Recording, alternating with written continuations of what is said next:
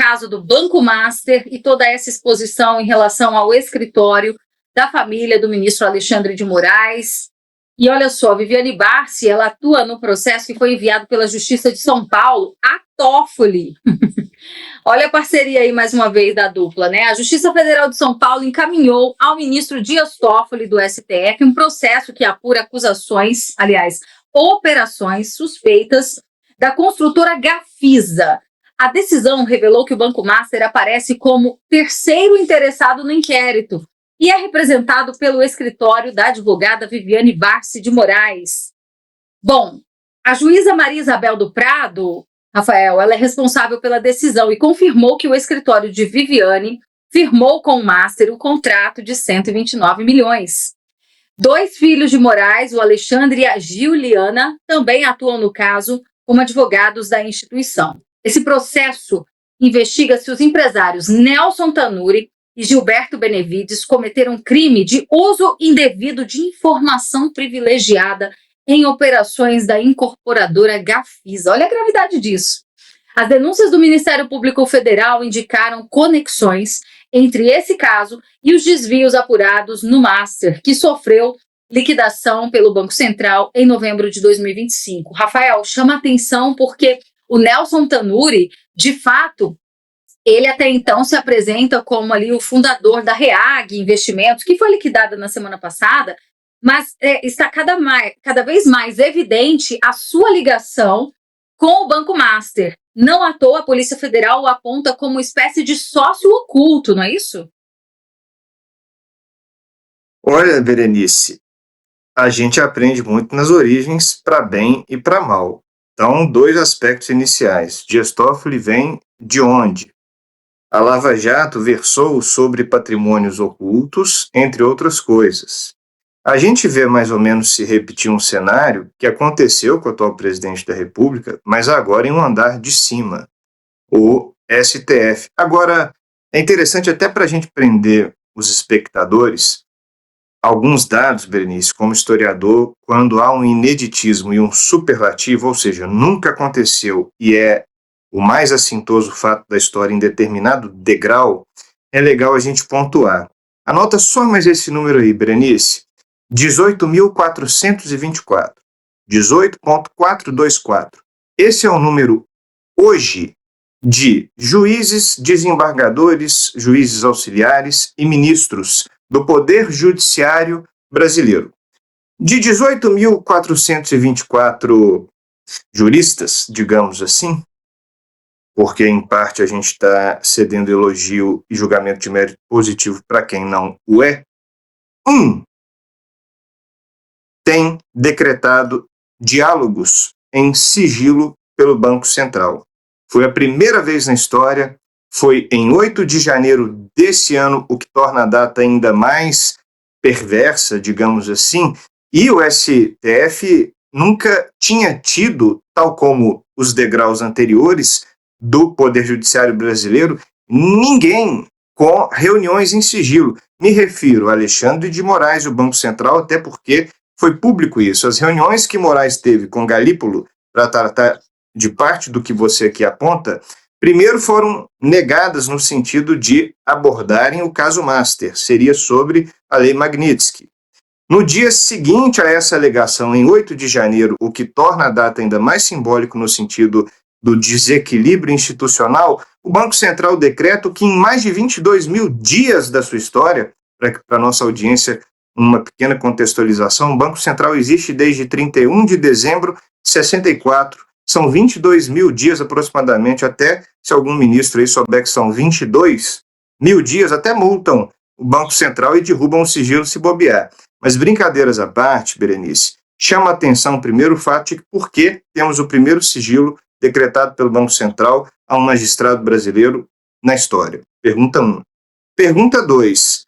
O Toffoli, num primeiro momento, recolhe todas as provas colhidas, também numa tabela com Gilmar Mendes, que faz parte dessa trinca, digamos assim, que vem conduzindo, e diz que vai periciar. Não é função, e não precisa ser sequer um jovem que aspira a cursar direito, não é função do STF periciar nada. Até a Polícia Federal se manifestou Tudo bem que por meio da sua associação de delegados e não por meio de quem lá está hoje em nome do governo, comandando a instituição, dizendo que isso era muito estranho.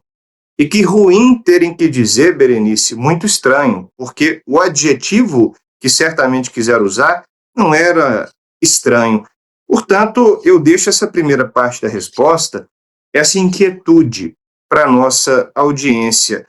Por que tantos ineditismos? Esse contrato, para fechar, ele versa, se a gente dividir os 129 milhões pelos meses de duração, por cerca de entre 3 e 4 milhões por mês. Os mesmos, claro que Vorcaro tinha um grupo grande de escritórios de advocacia e o da Viviane era o principal, mas os outros que atuaram em casos semelhantes receberam 11 vezes menos, R$ 290 mil mensais. O da família Moraes, 3 milhões mensais. Por que, Berenice? É uma série de coincidências ou é a véspera de uma grande queda na República Brasileira? Como historiador, eu encerro dizendo: os ciclos parecem não ter fim até que eles tenham um fim, Berenice. Pois é, e olha, ainda sobre essa questão, eu sei que é bastante complexo e a cada dia aparecem novas informações, os tentáculos dessas fraudes do Banco Master, né, que vão muito além só daqueles que não receberam ali o valor dos investimentos que fizeram. Isso só vai acontecer a partir de agora, depois dessa liquidação do banco, mas acho que vale destacar porque a Gafisa, ela seria um negócio em comum, mais um negócio em comum, daí as investigações apontarem o Tanuri como sócio oculto do Daniel Vorcaro, porque a Gafisa também seria ali um empreendimento do Tanuri junto com o Daniel Vorcaro do Banco Master. E aí o que chama atenção é justamente isso, porque nessa ação que foi enviada à Justiça de São Paulo, Tribunal de Justiça de São Paulo, os advogados contratados, digamos assim, o escritório contratado pelo Banco Master é que tinha interesse na Gafisa, o que só demonstra aí cada vez mais essa ligação entre os dois empresários. Agora, queria te ouvir também, Rafael, ainda em relação a isso, porque a defesa de Tanuri, e a gente está falando de um empresário muito poderoso, né? Admitiu esse vínculo entre os dois episódios. E, nesse sentido, a Justiça considerou que a tramitação também deve subir para o STF, onde agora o caso está sob a relatoria do Dias Toffoli. E ainda hoje, né, a gente vai falar daqui a pouquinho, eu sei que a audiência já está pedindo aqui para que a gente fale sobre a questão dos cassinos, enfim, já a gente vai entrar nessa seara. Mas você acredita que o escritório da esposa do ministro Alexandre de Moraes, havendo a CPMI aqui do Banco Master, ele pode em algum momento ser convocado ali, no caso ela, para depor? Como você acha que o judiciário e os contatos vão lidar com isso? Teremos blindagem ou a CPMI vai conseguir trabalhar e fazer essa investigação? Berenice, até seguindo a maneira como você brilhantemente sempre conduz o programa, a gente tem que ser verdadeiro com a nossa audiência. Em ano eleitoral e com a atual legislatura do Senado, com a atual presidência e mesa diretora do Senado, eu acredito que é mais fácil o Messias ter uma votação boa para o STF e ser aprovado do que sequer existir uma fala de abertura de CPMI. Então, eu não estou colocando se eu acredito que a Viviane vai ser chamada ou não. Eu estou colocando que eu não consigo ter a plena confiança de que haverá essa CPMI com os atuais senadores que lá estão, e a depender dos que forem eleitos, se eles não tiverem o perfil combativo como premissa, eu acredito que sequer numa próxima legislatura isso seria possível. E aí, menciono dois aspectos paralelos ao que você disse. O primeiro fato interessante é, antigamente, se você pegasse avião com as pessoas relacionadas, avião particular, um jatinho, com as pessoas relacionadas ao caso que você no futuro viria a julgar, chegando o julgamento, você declararia a suspeição sem ter que ser perguntado se vai declarar suspeição ou não. O Dias Toffoli pegou jatinho com praticamente todas as pessoas ligadas direto ou indiretamente com este caso específico.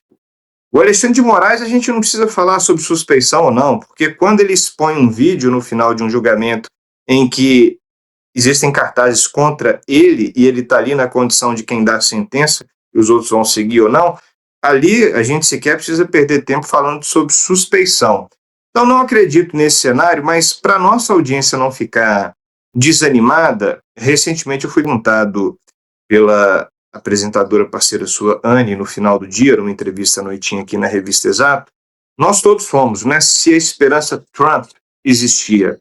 Eu falei, olha, Trump eu também não acredito, tal qual o Guilherme comentou à época, outro cientista da casa, mas o André Mendonça, para que não fique a nossa audiência inteira desanimada, o André Mendonça ele tem a chance de começar a fazer história, Berenice, esse ano, porque ele vai se encontrar na mesa diretora do TSE, junto ao Nunes Marques. Isso eu não tenho tanto motivo para acreditar que mexeria os pilares para que pelo menos a nossa eleição corresse de maneira distinta da forma como correu na condução do Alexandre de Moraes. Então, se a gente não pode esperar muito do Senado, tenhamos bastante atenção, porque eu quero crer, Berenice, por hora, que aquela comemoração do André Mendonça, quando foi aprovado no Senado, depois de 4 meses que o Davi Alcolumbre se sentou na indicação de um presidente pela primeira vez na história da República por tanto tempo, pós-redemocratização, eu quero querer que aquela celebração de fé e de apreço ao republicanismo, ela se faça valer nesse nosso atual ano, que é ao mesmo tempo político, judicial e eleitoral.